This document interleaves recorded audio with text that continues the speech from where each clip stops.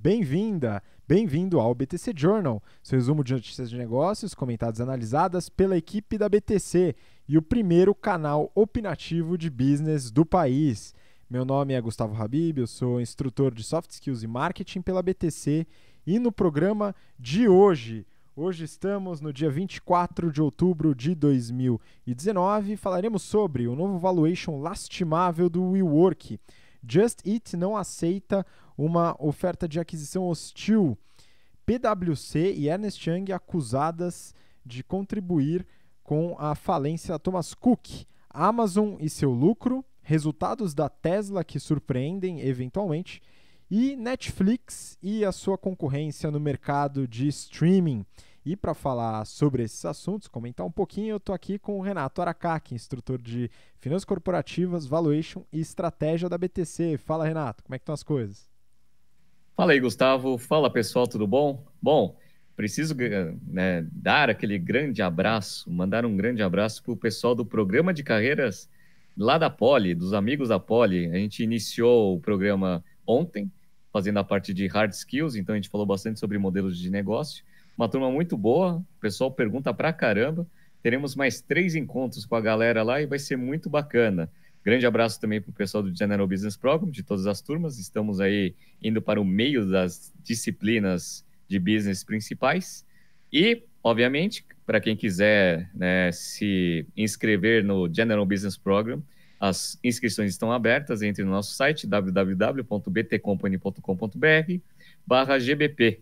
Né, o terceiro round ele vai terminar dia 17/11. As inscrições aí já estão, né, a todo vapor. Então, não perca. Boa, vamos que vamos. Eu queria mandar um abraço também para o pessoal da Mauá. A gente foi lá bater um papo sobre carreiras em negócio, foi bem legal. E também para a galera da Polissocial, a iniciativa de empreendedorismo social da Escola Politécnica da USP. Pessoal, muito bacana e parabéns pelo excelente trabalho que vocês estão desenvolvendo. Bom, Renato, é o seguinte, te bolou aqui uma sugestão, um startup aqui, de um novo quadro dentro do BTC Journal, que é resposta às perguntas feitas no Instagram. Então, para você que está ouvindo através do BTCcast ou vendo a gente no YouTube, segue a gente no Instagram, @instabtcompany, e faça suas perguntas nos stories, quando a gente abre as possibilidades, seja pela gestora raiz, startupeiro ou as perguntas aleatórias. Tá? E aí eu peguei 2 perguntas, Renato, vamos responder aqui. Tá? A primeira é a seguinte: quando iniciar uma pós-graduação? Tá? Então, uma dúvida um pouco mais genérica aí, mas o que você acha? Quando que a gente deve começar a pensar numa pós-graduação, Renato? Olha, geralmente a dica principal para fazer uma pós-graduação é quando você, principalmente, sente a necessidade, né? Então, por exemplo, você se formou, começou a trabalhar lá como trainee, por exemplo, e aí está exercendo uma função, né, de negócios, e você tem uma formação não de negócios, obviamente, para você performar melhor, você precisa do aprendizado. Aí você tem 2 escolhas. Você pode ser um autodidata, fazer esses cursos online e ler aí alguns livros para tentar entender um pouco mais do que você precisa fazer e performar melhor, né? Esse é um momento bom. Ou quando você já está percebendo que você está ficando meio desatualizado, porque às vezes você já estudou business, mas pela rotina do dia a dia você não se atualiza muito, e aí você querendo se atualizar nas boas práticas de negócio, que vem mudando muito, né? Aí você vai fazer uma pós-graduação. Então, geralmente são essas 2 grandes vertentes. O que acontece bastante é que tem gente que não consegue ficar sem estudar. Então, tem muita gente que escolhe fazer uma pós-graduação para não ficar parado, sabe? Eu não acho ruim isso, mas precisa entender que, obviamente, se você não tem um objetivo claro para pós-graduação, você vai fazer um investimento onde o retorno, eventualmente, ele não é não tão palpável, né? Obviamente, e a gente sempre fala, né? A gente cuida disso, né? A gente trabalha com isso. Investir em você, investir em conhecimento nunca é um dinheiro perdido. Mas se você puder maximizar o retorno em cima disso, melhor, né? Então, pense direito na hora da pós-graduação. Então, uma regrinha de padeiro, né, é a seguinte: depois de 3 anos de formado, já é bom fazer uma pós-graduação, caso você já tenha os conhecimentos necessários para exercer sua função. Muito boa, gostei da resposta e concordo com a sua visão, Renato. E vamos para a segunda pergunta, tá? A gente vai responder 2 perguntas e ao longo da evolução desse quadro, gente talvez coloque mais perguntas, responda aleatoriamente, enfim, a gente vai ver, mas deixa a sua pergunta lá no Instagram. A segunda é a seguinte: qual o momento certo de fazer um IPO? Essa pergunta aqui provavelmente relacionada às empresas hoje em dia querendo abrir capital. E aí, Renato, quando que uma empresa deve abrir capital na bolsa? Bom, aí essa pergunta é extremamente complexa, apesar de parecer simples, né? Porque primeiro precisa entender o que é uma abertura de capital. A abertura de capital é uma empresa, ela é capital fechado, ou seja, ela tem lá os seus sócios, etc e tal, e as ações, elas têm liquidez entre eles, ou eventualmente para os novos sócios. E se você quiser pulverizar ou aumentar a liquidez desse negócio, você pode acessar o mercado como um todo, né? Tanto é que IPO quer dizer Initial Public Offer. Então, você vai oferecer sua empresa aí para o público. E aí, precisa entender também coisas que a gente já falou no BTC Journal, que existem ofertas primárias e secundárias. Ofertas primárias, o dinheiro captado vai para o caixa da empresa. Oferta secundária, ela vai para os sócios da empresa, ou seja, o sócio está querendo ganhar um pouco de dinheiro, né, vendendo um pouco de participação, ele faz uma secundária e, obviamente, tem IPOs que tem parte primária e parte secundária. Beleza. Por que eu estou contando isso? Porque, partindo do pressuposto que é uma oferta primária, se uma empresa está precisando de capital para executar alguma estratégia, né, que ela tenha de consolidação, aquisições, crescimento ou qualquer outro tipo de estratégia, e não tem esse capital, a abertura de capital é uma opção, né? A IPO, né? Então, isso daí é um momento, né? Quando você já está com uma empresa robusta e aí você está precisando de capital, né? E aí você abre mão de participação para injetar dinheiro na empresa e executar a sua estratégia. Esse é um, tá? O outro é o seguinte, vamos pensar na secundária. Imagina que você é um fundo. Você é um fundo investiu numa empresa, um private equity. Tá querendo ganhar dinheiro com a valorização da empresa. Conseguiu executar minimamente a estratégia que você queria. Ela já está num patamar relevante. Você acha que você vai ganhar dinheiro agora com esse valuation, fazendo a parte de saída? Então, esse é o momento correto também. Então, um private equity, geralmente, ele fica ali a uns de 3 a 7 anos, dependendo do business, né? Aí você fez a sua estratégia, o ativo valorizou, condições de mercados boas, aí também é um momento correto de fazer IPO. Então, assim, o momento correto é aquele momento onde você vai conseguir alcançar os seus objetivos, né? Tanto na parte de captar dinheiro para fazer uma execução de empresa, ou para o cara que é sócio da empresa conseguir, né, ter a rentabilidade daquele investimento que ele fez lá atrás. Essas são as duas principais. Mas tem mais um monte de razões para fazer a abertura de capital. Mas, assim, sendo bem breve, essas são as duas principais razões, dois principais momentos certos. Muito bom. Só um adendo rápido, né? Quando você vai fazer uma oferta primária e essa oferta tem por objetivo executar alguma estratégia, né? É muito bom ponderar se é melhor pegar essa grana através de uma abertura de capital, através de um empréstimo, através de alguma operação, emissão de dívida, e isso a gente aborda dentro do General Business Program. Então, se quiser conhecer um pouquinho mais, esse tipo de estratégia é bem interessante. Renato, vamos começar então, saindo aí desse novo quadro, vamos começar de verdade agora com as notícias, comentando um pouquinho. Né? Para você que está no YouTube, eu vou compartilhar a notícia, e para você que está no BTCcast, eu falo a fonte e o título. Vamos começar então. Primeiro, só para tirar um sarro, né? Esse daqui é do Brasil Journal. O título é o seguinte: WeWork, SoftBank deve assumir controle. Valuation cai para 8 bilhões de dólares. Esse valuation, né, ele é um pouco diferente, Renato, do valuation do último aporte, também liderado pelo SoftBank, que tinha avaliado o WeWork em 47 bilhões de dólares. Para você que está acompanhando esse BTC Journal, a gente já fez uma avaliação minuciosa sobre o prospecto do IPO da WeWork, e agora esse prospecto ele não serve para mais nada, dado que esse IPO não foi para frente. Né? E aí tem essa questão também do momento certo, a pergunta veio a calhar, mas Renato, de 47 para 8, o chão é o limite? É, eu acho que os caras erraram um pouquinho, né? Ai, ai. Bom, a gente analisou, né, quais eram as opções que o SoftBank tinha. Ou ele, né, aceitava a perda e aí, né, desistia do investimento, ou ele dobrava a aposta aí para conseguir tentar corrigir a besteira que fez lá atrás, né?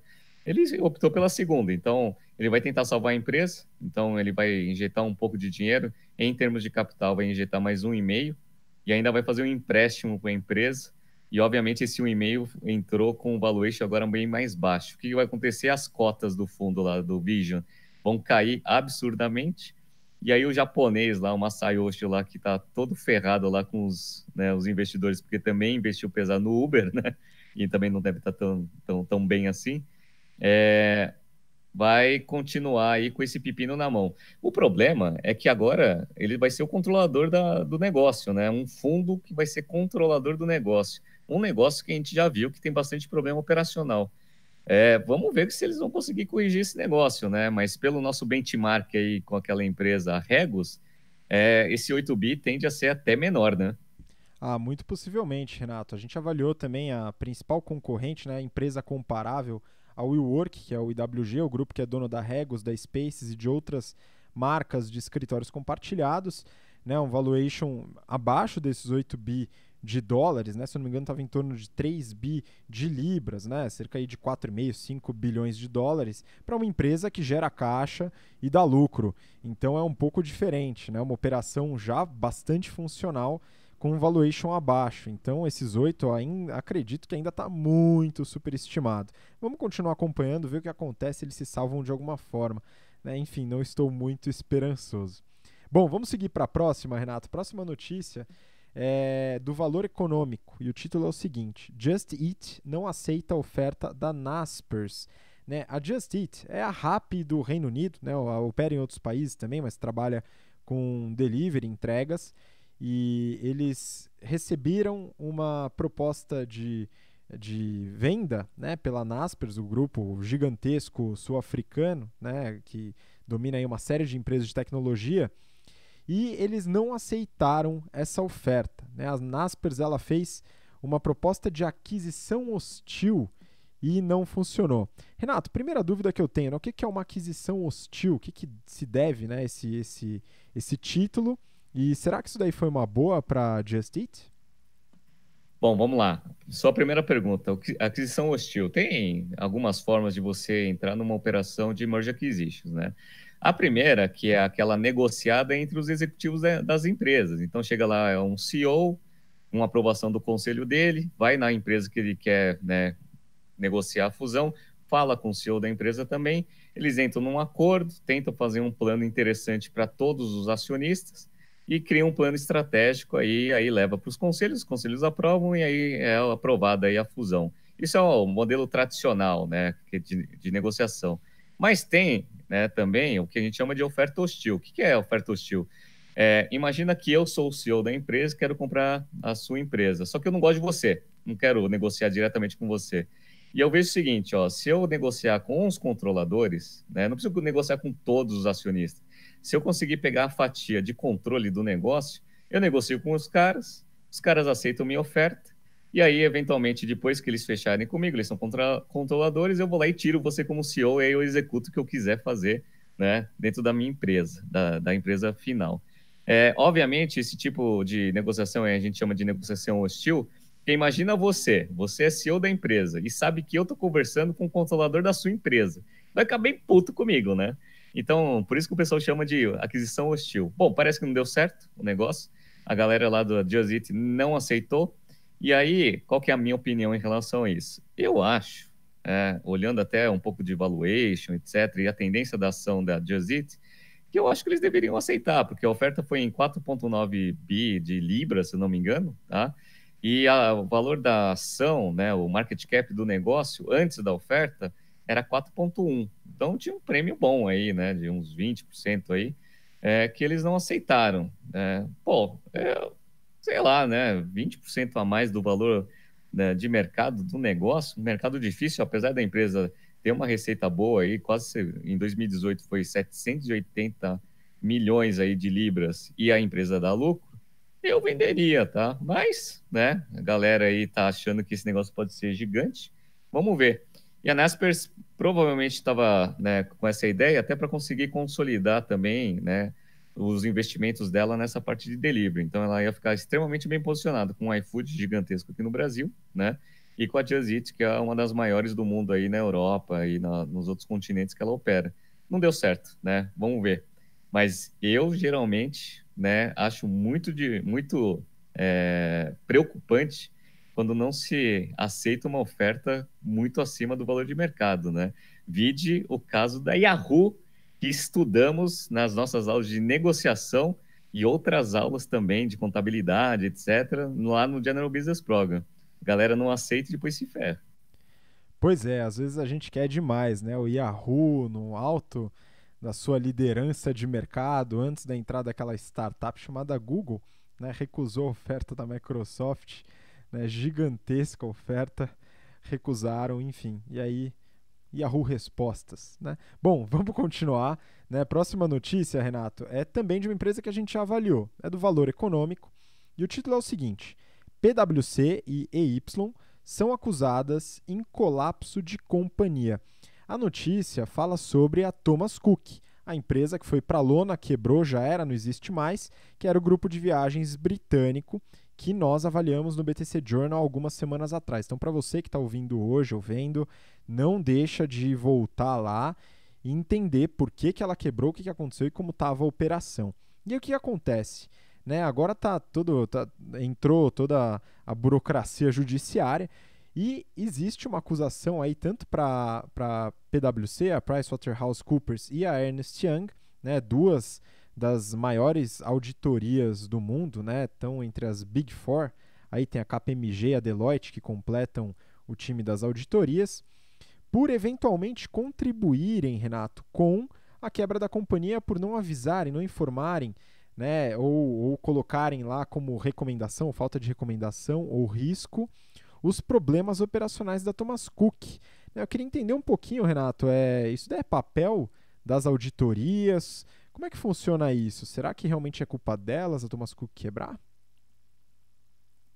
Olha, a princípio, o trabalho da auditoria é tentar entender se a empresa ela está fazendo a sua contabilidade dentro das regras e dos princípios contábeis.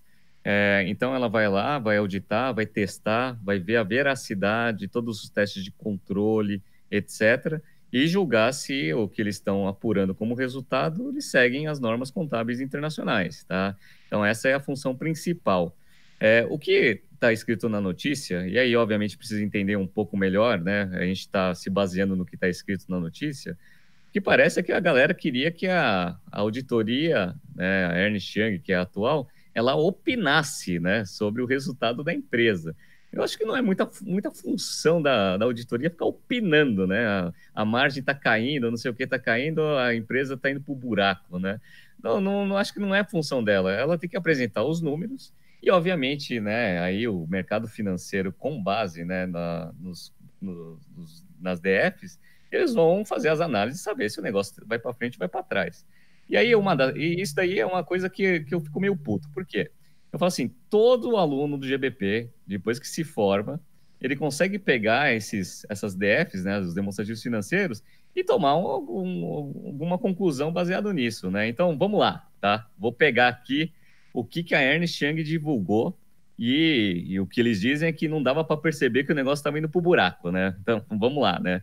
Então, ó, a receita do negócio foi, vou comparar 18 com 17, né? A receita foi um pouquinho maior, só que o lucro, né, passou de lucro para prejuízo, né? Foi 43 milhões para menos 53 de lucro, né? Ou seja, prejuízo de 53. O free cash flow, que tinha sido positivo de 146 milhões, foi para menos 148. A dívida, né, líquida passou de 40 milhões para 389 milhões. E aí tem aquela configuração clássica, bonita, que a gente gosta de mostrar, que é o quê? A total de ativos circulantes é menor do que os passivos circulantes. Ou seja, você faz essa análise, aliás, só para mostrar, os passivos circulantes no final de 18 eram o dobro dos ativos circulantes. Tá? Então é contabilidade one-on-one, né? Papai com mamãe. Você pega todos esses números e vê que o negócio está queimando caixa operacional e está aumentando a dívida rapidamente, o que você acha que vai acontecer com essa empresa? Tá? Precisa a auditoria falar assim, olha, estou achando que esse negócio vai para o buraco. Cara, qualquer aluno do GBP olha essas DFs e sabe que esse negócio vai para o buraco. Não adianta ficar agora brigando com a Ernst Young, falando que a Ernst Young tinha que avisar. Pelo amor de Deus, né? É só fazer o GBP ou qualquer outro curso aí de contabilidade básica para você olhar e ver que esse negócio está no buraco. Ou seja, isso daí é mimimi, não vai pegar absolutamente nada, tá? Porque não é papel da auditoria ficar dando opinião sobre o resultado da empresa, tá? Concordo plenamente. Papel de criticar e opinar sobre a empresa é nosso, então pode deixar com a gente que a gente opina mesmo e fala na lata. Acho que isso é importante, né? A auditoria pode continuar fazendo trabalho para ver se a empresa está seguindo os princípios e as regras contábeis. Bom, vamos seguir então, Renato. Próxima notícia, valor econômico. O título é o seguinte: a Amazon lucra 2,1 bilhões de dólares no trimestre, queda de 26%. Então a notícia fala sobre o resultado. Saíram vários resultados essa última semana, né? A gente vai fazer análise nas próximas semanas sobre as empresas que divulgaram resultados. E a Amazon, né, em comparação com o mesmo período do ano passado, né, o terceiro TRI de 2018, ela teve uma queda de 26% no seu lucro líquido. Né? Então, isso se deve, segundo a notícia, segundo o balanço da Amazon, principalmente ao aumento aí de despesas operacionais e despesas não operacionais. Então é o seguinte, né? A notícia eu trouxe aqui, Renato, para a gente bater um papo, porque assim, isso é uma coisa que eu ouço bastante por aí, principalmente no meio empreendedor, né? Que a Amazon é uma empresa que não dá lucro, né? A Amazon é uma empresa que tem que pedir desculpa aos seus acionistas quando dá lucro. Né? Então eu queria só chamar a atenção dessa notícia para caso você que esteja ouvindo o BTC Journal através do BTC Cast ou assistindo no YouTube, se você ouvir esse papinho, pede para a pessoa dar uma olhada aqui no BTC Journal. A gente já avaliou a Amazon e os resultados. Renato, a Amazon dá prejuízo e precisa pedir desculpa para os acionistas quando dá lucro? Pois é, isso daí foi uma falácia que foi, né, divulgada aí para o mercado, mas lá atrás, e que o pessoal vem propagando até hoje, né? Eu ouço mesmo gente falando assim, a Amazon não dá lucro e tá aí crescendo o maior varejista do mundo. Eu falei, mas quem disse para você que o negócio não dá lucro, né? Primeira coisa. Segunda coisa, quem disse que a Amazon não gera caixa, que é o ponto principal para saber se o negócio, né, tem valuation e tem sustentabilidade aí no longo prazo. Então, assim, houve uma queda mesmo, né? Eu até dei uma olhada aqui, a margem bruta ela até se manteve constante, até aumentou um pouco em relação ao mesmo período do ano passado, passou de 58,4% para 59% margem bruta. E aí, de fato, todas as linhas de despesas elas aumentaram um pouquinho em relação à receita líquida, né? As mais pesadas aí, né? Teve um pouquinho de despesas gerais e administrativas, um pouquinho de marketing, um pouquinho de tudo ali. No composto ali deu esse lucro um pouquinho menor, tá? Acontece, né? Ela está com uma estratégia extremamente agressiva aí, né? De divulgação e expansão do seu negócio Amazon Prime no mundo, né? Então, tá divulgando bastante, tá gastando bastante com conteúdo, tá investindo bastante, né, em alguns outros negócios. Consequentemente, isso acontece mesmo, tá? Então, é um trimestre que não foi tão bom assim. Mas o que impressiona da Amazon é isso. Ela gera muito caixa. O Jeff Bezos, ele sempre se preocupou muito com o ciclo de conversão de caixa que a gente ensina lá nas aulas de finanças corporativas e valuation. Então, assim, fizeram já a projeção de 12 meses da geração de caixa do negócio, vai ser 35 bilhões de dólares de geração de caixa em 12 meses. É coisa pra caramba, tá? É uma empresa que gera muito caixa. Atualmente, entre investimentos ali de caixa e caixa equivalente, a Amazon fechou o trimestre com 50 bi de caixa. Tá? Então, esse negócio tá bom pra caramba, né? Tem trimestre que vai bem, tem trimestre que vai mal, mas assim, no geral, continua sendo o maior, né, varejista do mundo, né, digital, e que está atuando em vários segmentos. Então, o resultado foi ruim, né, mas também não foi, né, tão ruim assim, a empresa continua sólida. Exatamente. É importante aqui só acabar com esse mito. Então, se você conhecer alguém, né, que quer justificar uma empresa que tem uma operação ruim, dá prejuízo ou queima a caixa, usando o exemplo da Amazon, não use mais o exemplo da Amazon. A Amazon é uma empresa que gera caixa e dá lucro, e semestre sim, semestre não, tem variações de resultado, mas é uma empresa absolutamente sólida. Bom, vamos continuar então, né, falando de empresas que dão lucro, prejuízo ou queimam caixa, né, entrar um pouco mais nessa seara. Né? Valor econômico, o título é o seguinte: Tesla surpreende com lucro no terceiro trimestre e ações sobem. Renato, aqui a gente fala de outro resultado que foi divulgado, né, agora da Tesla, que é uma empresa que a gente também já avaliou aqui no Journal, mas sempre bom dar uma atualizada. Ele fala do lucro no terceiro trimestre, que foi melhor do que o lucro no segundo semestre, e fala sobre essa surpresa, né? Mas será que tem surpresa aí? O que você acha? Eu não sei de onde que veio essa surpresa dos analistas, porque no terceiro TRI de 18, a Tesla também tinha dado lucro. Inclusive, a minha surpresa foi que o lucro da Tesla no terceiro TRI de 19 foi muito menor que o do terceiro TRI de 18. Eu não consigo entender de onde que vem essas análises, né? Então, só para vocês, né, terem uma dimensão. Primeiro que a receita dos caras caiu, né? Se for comparar terceiro TRI de 19 com terceiro TRI de 18, o terceiro TRI de 18 foi 6,8 bi contra 6,3, ou seja, a receita caiu. Margem bruta caiu também, foi de 22,3 para 18,9, né? E o lucro líquido foi de 311 milhões para 143. Eu não consigo entender como esse lucro surpreende, né? Só se os caras estavam esperando que o negócio fosse pro buraco já nesse trimestre, né? Mas assim, não surpreende porcaria nenhuma, né? Tem a sazonalidade do negócio. E aí, ó, a Tesla divulgou os seus resultados e deu lucro, beleza, não tem problema nenhum, tá? Uma coisa que é interessante analisar na Tesla é esse problema, né? Então, a gente vê consistentemente a margem bruta do negócio caindo, e a gente já analisou a Tesla aqui. E aí, eu vou explicar o porquê. Porque agora, a grande concentração, grande volume de venda que eles têm é daquele carro novo deles, o Model 3, que é um carro a princípio popular, né? Mas custa uns US$ 40 mil, né? E ele tem uma margem mais apertada. Por quê? Porque o Elon Musk ele foi lá e cravou um preço que ele tinha prometido lá para o mercado. Ele forçou isso na unha. O custo não baixou com o volume que ele tinha, então a margem começou a ficar muito apertada nesse carro. Consequentemente, né, a margem bruta cai. E aí, obviamente, as margens também vão sendo apertadas também. No entanto, uma coisa que eu batia bastante na Tesla, falando até que o slide já estava começando a ser preparado, né? Que essa empresa ia quebrar. Aparentemente, nesses últimos 2 trimestres, acho que o Elon Musk ele decidiu gerir a empresa de forma correta, né? Então, eles cortaram bastante despesas, então as despesas gerais e administrativas caíram bastante. Consequentemente, né, esse negócio conseguiu dar lucro aí no terceiro TRI, e se mantiver esse ritmo bom, vai continuar dando lucro. Qual que é o problema da Tesla? O problema da Tesla é que ela se endividou para caramba para conseguir chegar nesse ponto, principalmente para aumentar a sua capacidade produtiva. Eles fizeram, né, uma fábrica lá em Xangai, que é super moderna, tal. Então ele queimou capex pra cacete nos últimos trimestres, mas parece que esse negócio está pronto agora. E eu vou explicar para vocês o porquê que essa fábrica é importante. No terceiro TRI, eles entregaram desse Model 3 80 mil unidades, tá? 80 mil. Então, você multiplica isso por 4, né, para você pegar uma produção anual, dá 320 mil carros aí entregues no ano, se você linearizar esse negócio. A produção atual, a fábrica atual da Tesla consegue produzir 350 mil, né, Model 3. Ou seja, já estava chegando ali no topo da capacidade.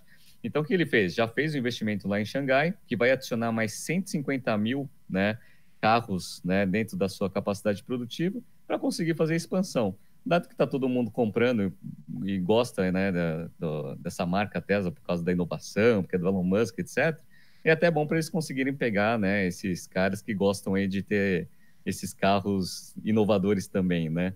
Isso é interessante.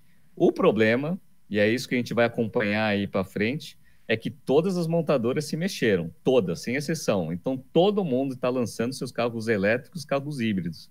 Eu acho que a competição lá na frente vai ser bem dura, mas pelo menos aí as coisas que a Tesla, que o Elon Musk vem fazendo em termos operacionais, parece que a empresa está ficando ajeitadinha. Minha última questão em relação à Tesla é o valuation dela, né? Então, é uma empresa hoje que não dá lucro, né? Dá prejuízo operacional ainda, né? Quando você pega anualizado, e não gera caixa, né, free cash flow decente, que justifica o seu valuation. Então, eu acho que o valuation está esticado. Então, se continuar nesse patamar, mais para frente as ações elas começam a dar uma acomodada aí no valor real do negócio. Mas, a princípio, o negócio começa a dar sinais de sustentabilidade em longo prazo. Ah, sim. Então é uma empresa que ainda tem saída, né? Apesar de ter resultados bastante complicados no ano, né? Teve o lucro no trimestre bem mais baixo, teve queda de receita. Mas só um ponto, Renato, que eu achei interessante até a gente bater um papo rapidinho, né? A nova fábrica em Xangai, né, ela deve seguir muito provavelmente o mesmo modelo de produção da fábrica nos Estados Unidos, automatizada, tal, redução de funcionários, etc. E isso, ao meu ver, operacionalmente, mas assim, ainda assim é uma análise profunda sobre esse assunto, talvez não reduza tanto custos operacionais por estar em um país com custos de mão de obra mais baratos, né? Mas ainda assim adiciona custos de transporte. Será que isso vai acontecer mesmo ou tende a ter uma redução de custos operacionais com a segunda fábrica? Como é que você vê isso a princípio? Bom, a segunda fábrica, a princípio, ela não vai ter o poder de reduzir tão fortemente o custo produtivo. No entanto, você adicionando o volume de 150 mil a mais, né, de 350, você vai começando a ter aqueles famosos ganhos de escala, principalmente na parte de compra de componentes, etc., né? Então, você vai conseguir negociar muito melhor com os seus fornecedores de peças, por exemplo, e aí, consequentemente, você vai conseguir baratear bastante, né, no total. Então, o custo do Model 3 no mundo, ele vai começar a dar uma acomodada. Não por causa da fábrica propriamente dita, mas principalmente por causa do ganho de escala, né? Você vai começar a vender mais carro num volume maior. Dado que a automatizada é uma dos drivers aí de fazer a experience curve, né, que a gente chama, a curva de experiência, atuar para conseguir baixar esse custo com escala, tá? Então, esse é um ponto. Uma outra coisa que é interessante no modelo da Tesla é que ele vai trabalhar com um modelo verticalizado. O que é isso? Ele não vai vender o carro via concessionária. Então, ele tem até um programa de leasing, como se fosse um empréstimo. Então, quanto mais carro ele vende, mais linhas de receita ele consegue gerar para ele mesmo. Então, por exemplo, eles têm lá as estações de recarga elétrica do carro, que é dele, que ele vai ganhar dinheiro também, porque vai ter muito mais Model 3 no mercado, consequentemente, ele vai ganhar dinheiro com isso. Essa é uma das coisas. Segundo, a parte de empréstimo. Quanto mais gente comprando o carro, mais empréstimo ele vai fazer, consequentemente, vai melhorar o seu resultado financeiro. Então, tudo isso tem sinergia. Ele criou uma estratégia boa, tá? Minha dúvida era sempre, né, se esse negócio ia dar lucro um dia ou não. Parece que agora está direcionando para o lucro, porque ele está utilizando esse ganho de capacidade, eventualmente vai conseguir fazer a curva de experiência funcionar e vai conseguir ganhar dinheiro com essas outras linhas adicionais. Então, aparentemente agora, né, estou confiando um pouco mais na sustentabilidade da Tesla. Vamos ver. Muito bom, é isso mesmo. Ganho de escala associado à verticalização pode fazer o negócio virar o jogo, né? Vamos torcer, acho que é interessante. É um produto muito, muito bom, né? Vamos continuar acompanhando. Bom, vamos para a última, Renato. Última notícia do BTC Journal dessa semana é do valor econômico também. O título é o seguinte: Netflix cai após Verizon oferecer streaming da Disney de graça. O lançamento do Disney Plus está previsto para 12 de novembro desse ano nos Estados Unidos. Renato, a notícia fala basicamente sobre esse oferecimento do streaming da Disney, um ano gratuito, né, pela Verizon, né, a gigante de telecomunicações lá nos Estados Unidos. E o negócio vai começar a ferver no mercado de streaming. Né? A Netflix teve queda nas ações, né? A queda no último período, né? No caso a data da reportagem aqui, que foi dia 22, teve uma queda de 4,09% na Nasdaq e o mercado vai começar a tremer, né? Até porque a Disney é uma empresa que tem bastante caixa para queimar. Bom, afetou bastante a Netflix. Como é que você vê essa estratégia, tanto da Disney e a Netflix também com resultados divulgados, né, Renato? Acredito que você deu uma olhada. E aí, como é que você vê essa situação toda? Não, a Disney ela conseguiu, né, com essa notícia, fazer uma coisa impressionante, né? Eu já estava achando que a Amazon estava aqui em guerra de preço, né? Já estava muito agressiva, né, fazendo seu Amazon Prime por R$ 8,90 por mês aqui no Brasil, né? E aí chega a Disney e Joselito, né? Chegou assim, não, eu vou fazer de graça, então, já que é para queimar a caixa, vamos queimar direito, então eu vou dar de graça. Ou seja, já é guerra de preço anunciada. Então, quem que vai sofrer? Quem não é diversificado. Ou seja, quem não tem essa linha de receita como linha única e principal. Então, a Amazon ganha dinheiro, eu vou lá com a parte de varejo deles. E aí tem a Amazon Prime complemento, né? Beleza, vai sustentar com a precificação baixa. A Disney ganha dinheiro de todas as formas, né? Com parque, com cinema, com TV, com brinquedo, com tudo, né? Licenciamento da marca. E agora tem o Disney Plus. Então, assim, é um negócio que nem dá dinheiro hoje, né? Então, já que não dá dinheiro hoje, vamos dar uma queimadinha de caixa. Vamos ver se a gente consegue dar uma machucada na Netflix. E vamos ver aí o que a gente vai fazer com a Netflix. Porque o ponto é, a Netflix, ela foi para uma estratégia, dado que ela já estava extremamente endividada, ela começou esse ano a fazer uma estratégia de aumento de rentabilidade. Ela sempre deu lucro, mas ela estava queimando muito caixa. Isso daí a gente explica bastante nas nossas aulas de estratégia e nas nossas aulas de finanças corporativas e valuation. Então, ela aumentou bastante o preço lá da assinatura nos Estados Unidos, consequentemente, a quantidade de usuários vem caindo, né? A adição de usuários novos vem caindo. Isso vem fazendo as ações caírem bastante, mas a rentabilidade do negócio vem crescendo absurdamente. Então, por exemplo, ó, no primeiro TRI, eles tinham uma margem operacional de 10,2%, tá? Ou seja, um lucro operacional, margem 10,2%. Nesse terceiro TRI, eles tiveram 18,7%. Ou seja, está começando a virar uma empresa com margens de rentabilidade, né, saudáveis. Isso é bom, tá? Qual que é o problema? O problema é que se começar a entrar a Disney dando negócio de graça, se começar a entrar a Apple também com a sua estratégia de hub, com provavelmente uma precificação extremamente agressiva, e a Amazon continuar desse jeito, o que vai acontecer? O número de assinantes adicionados vai cair bastante, vai começar eventualmente a ter perda de usuários, e aí o que ele vai ter que fazer para sustentar o volume? Vai ter que baixar o preço. Então esse aumento de margem ele está acontecendo num momento bom, obviamente, qualquer aumento de margem é bom, só que eu não sei se ele vai se sustentar no médio prazo, né? Quando lançar o Disney Plus, consequentemente a Netflix já vai começar a precisar rever sua estratégia de precificação. Eu já estou, né, na fase de ver quem que vai comprar a Netflix, tá? Porque eu acho que a Netflix sozinha não vai conseguir. Então, eu já acho que a Netflix vai ser comprada por alguém. Você tem algum palpite, Habib? Quem poderia comprar a Netflix? Olha, Renato, hoje eu acho que a Netflix é um papel extremamente caro, né? Precisa ser desvalorizado antes, não, desvalorizado ou talvez valorizado a geração de caixa que ainda não tem, né? Mas eu acredito que vai ser uma disputa aí de quem tiver mais caixa sobrando, né? Vou te falar que a Apple hoje, até pelo fato de não produzir conteúdo e querer entrar nessa estratégia de hub bem forte, que é um tema que a gente falou no BTC Journal da semana retrasada, né, a estratégia da Apple para entrar no streaming com força através da estratégia de hub, que já foi aplicada anteriormente na própria Apple, né, e você deve lembrar disso. É importante notar que talvez esse caixa possa ser usado pelo fato da Netflix investir muito, né, colocar muito caixa em produção de conteúdo.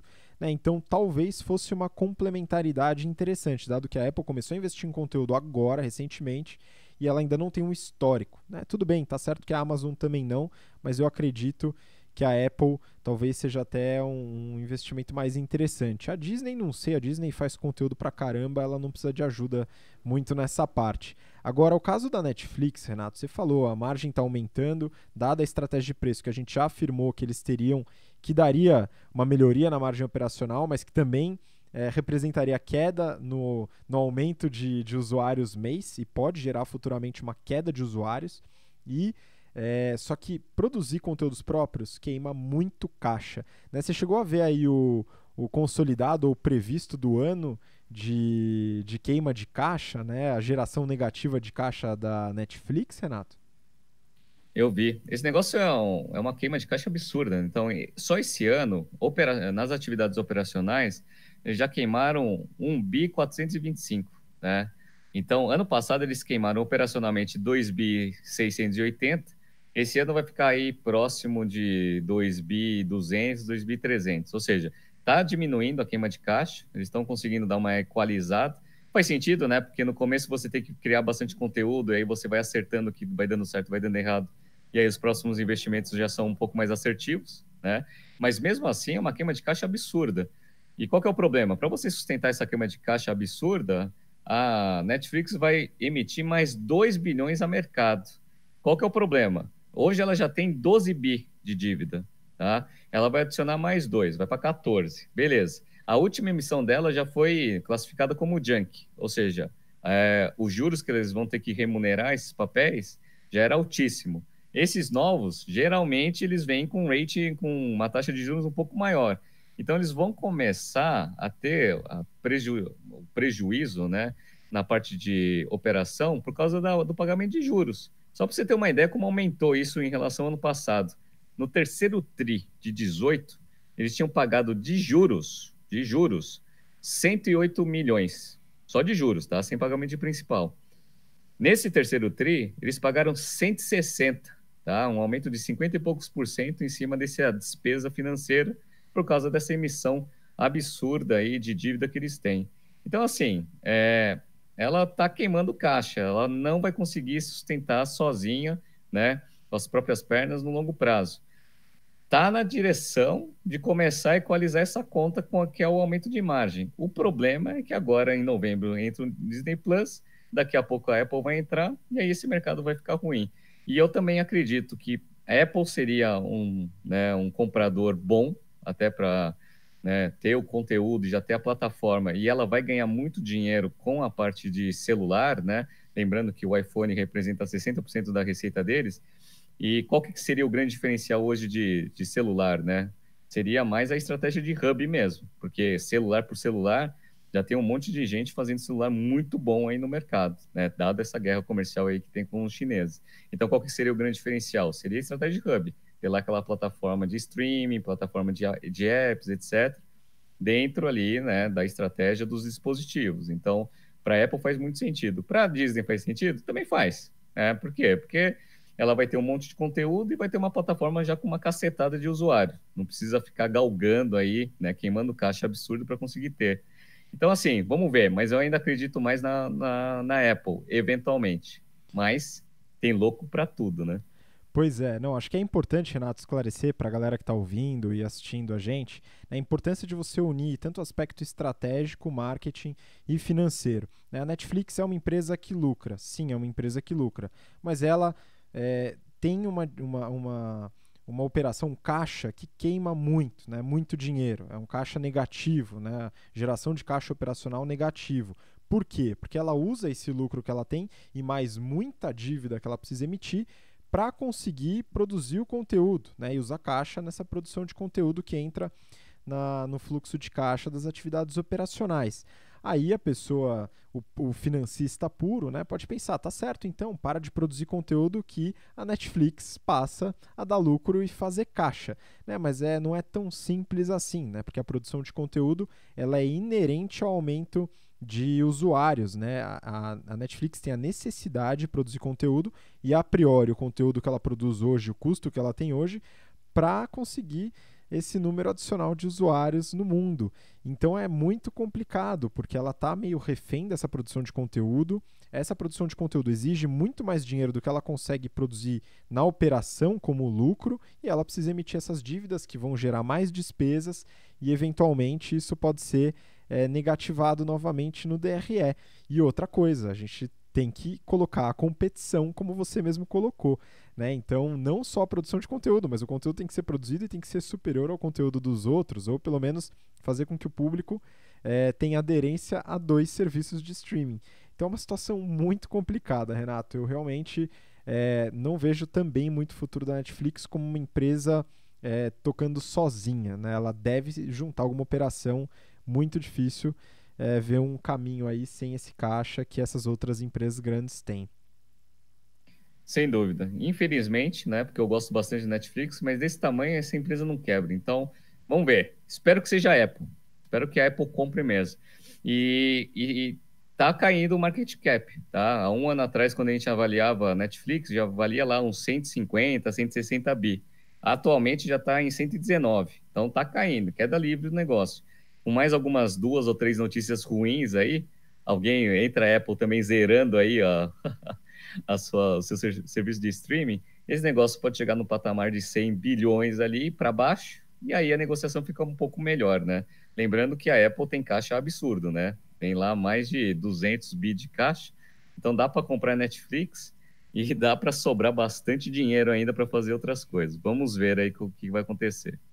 Pois é, a gente vai continuar acompanhando esse mercado que interessa bastante e, claro, discutindo todas essas notícias atuais dentro dos nossos cursos, principalmente o General Business Program. Né? E lembrando, pessoal que está interessado em realizar o curso, a gente está com as inscrições abertas e a gente tem muita gente de fora do estado de São Paulo, né? Lembrando que a gente tem operações em São Paulo, na cidade de São Paulo e em Campinas.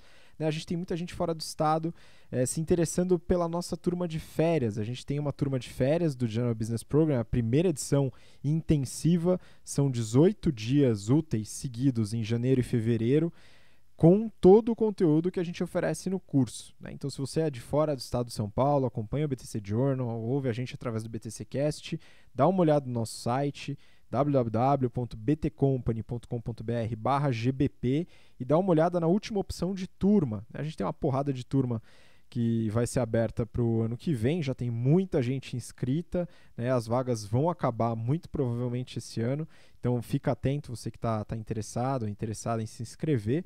Né? Mais a turma de férias, muito direcionada a você que é de fora do estado, quer fazer um intensivão de business e entender como que a gente trabalha todos esses conteúdos, né? Como a gente modela, como a gente relaciona isso com os conteúdos de business, a gente trabalha tudo isso no curso. Tá? Mas o Journal fica por aqui, esse episódio. Então, Renato, manda a sua despedida aí para o pessoal. Bom, galera, muito obrigado aí pela audiência. Nos vemos na próxima semana. Essa semana está saindo bastante resultados de empresa, então semana que vem não percam o BTC Journal. Já tem umas 2 empresas que os nossos ex-alunos e alunos pediram para a gente analisar. Fora isso, tem bastante resultado sendo divulgado. Então não perca a semana que vem, que a gente vai analisar bem no detalhe a parte financeira dos resultados do terceiro tri dessas empresas, tá bom? Então um grande abraço a todos e até semana que vem. Valeu, Renato. Obrigado você que acompanhou a gente até aqui. Então, esse novo quadro a gente vai manter, vai responder algumas perguntas do Instagram. Então, não deixa de acompanhar a gente lá, @instabtcompany. E temos um encontro marcado no BTC Journal da semana que vem. Um grande abraço e até lá.